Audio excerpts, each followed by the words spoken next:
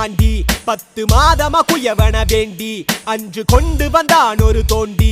அதை கூத்தாடி போட்டு உடை தாண்டி பிறவி தாண்டி மீண்டும் பிறந்து அழுது பிறந்து பஞ்சகம் செய்து தன்னை கொண்டாடி உடல் அழிந்து இறுதியில் மண்ணோடு சமாதி